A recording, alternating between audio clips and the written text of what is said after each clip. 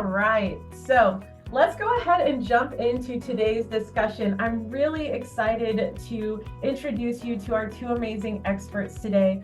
First, I'm excited to introduce Sophie Abdulrazaaq. Sophie is a serial entrepreneur and privacy expert who brings a decade of experience translating business goals into developed products.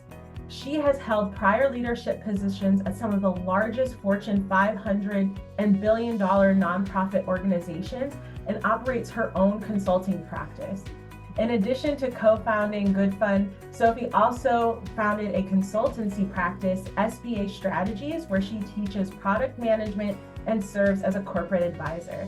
She is always energized by working with small businesses and entrepreneurs to share her expertise, helping them build sustainable, prospering companies. She is committed to heightening the voices of underrepresented and underserved individuals. So great to have you here, Sophie.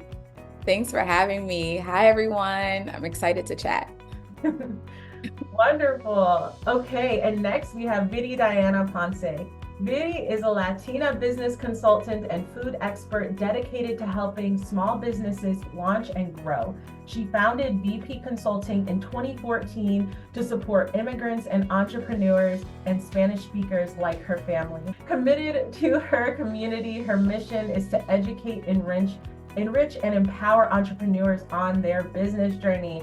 I couldn't think of two more perfect people today, so let's jump into it. How important is it to choose the right vehicle for your food truck business, and what factors should be considered?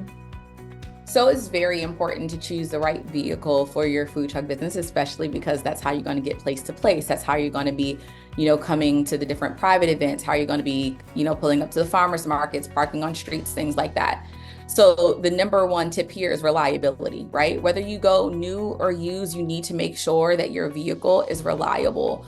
And the great thing about food trucks is it's a car. So not foreign, it's not a foreign concept to you in terms of like how you take care of your food truck versus and evaluate a food truck.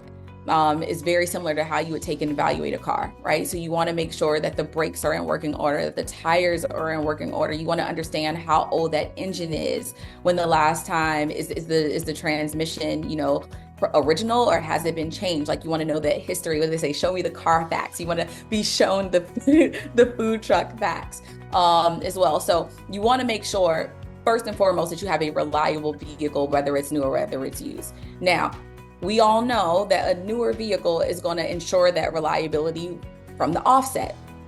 And so, when I think about securing additional funding resources, having a newer vehicle is also important, because it's an asset that a bank or something like that can better rely on.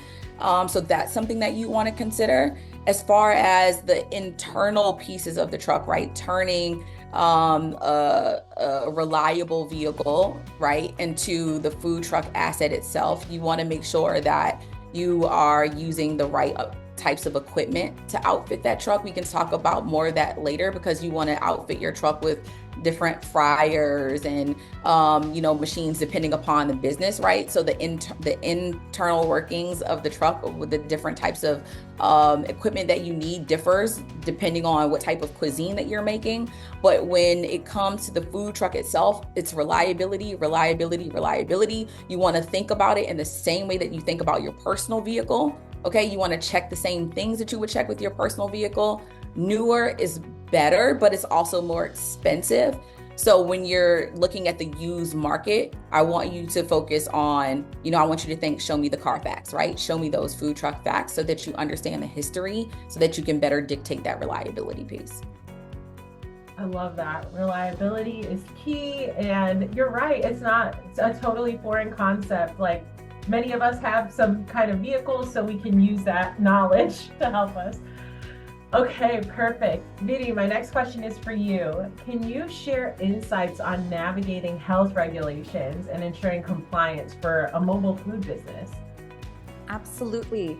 So first, I think it's really helpful to understand why this is so important. A lot of times people think it's just an application, just like a little check mark, and it goes beyond that. It's really important because the public is eating our food. So the county and cities have these regulations and applications and these, these inspections because they want to make sure that there's safety standards and that that the public is safe. So that's just super important that we know and that we're able to relate that to our staff as well, so they take it as seriously as we do. What I would say, a couple of tips that I have is that you want to make sure that you are partnering up with your health department. They're not the enemy. They're not trying to close you down, right? They just want to make sure that the food is prepared in a safe manner. And so what I've seen is that when my clients really become partners with their health department or with the inspectors, that's when things go more smoothly. So I would say, don't be afraid to reach out to them. Oftentimes, health departments also have like a phone number, or they have appointments, whether they're in person or virtually, where you can actually ask them questions. And so I would say, call them. If you're going through the application, you have questions, just give them a call or go in, because they're really there to help you out. And I've seen when we've done that with my clients, that we've had like smoother inspections, and then the inspectors know that you want to work with them. So I think that's a really great way to like start off this journey. The other tip that I have is I would take your manager's food safety course either before you start the application process or during, because it's going to actually help you complete the application for the mobile food vending or any type of health permit that you get. Because in the application, they're going to ask us about what are your procedures. They're going to ask about, do you know the right temperatures or the right way that you're supposed to prepare or store certain foods? And so the answers are all in the food safety course.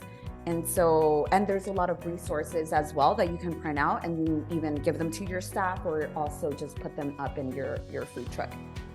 Another tip that I have is that as you're looking for permitted kitchens, because that's a requirement for you to have a permitted kitchen, that you can ask, or one of the questions I would ask is if they can support you with the application process, because oftentimes a commercial kitchen will help you out with the process. Oftentimes commercial kitchens also have an incubator program where they can provide you with support. So that's also a great question as you're interviewing different commercial kitchens to see if they can help you out with that. And then I would also, what I do with my clients is that we put everything in a spreadsheet so we can keep track of what we've completed, what's still open, and then what's the status of everything. Oh, one more thing, and then this goes along with the point I made earlier. Make sure that you invest time in training your staff on the food safety practices. It's really important that you include them in this.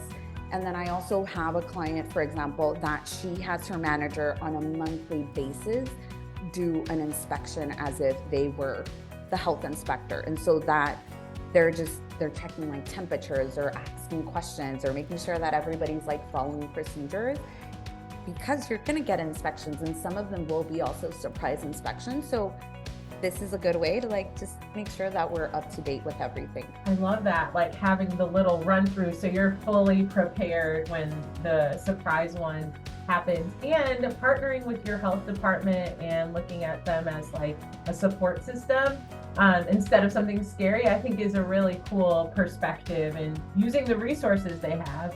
We really tried to jam pack this in for y'all. I really want to thank Sophie and Viri for coming here and sharing all of their expertise and answering all those wonderful questions. Thank you all for joining us. We will see you in the next one. All right. Thanks, everyone. Thank you. So wonderful talking to you all.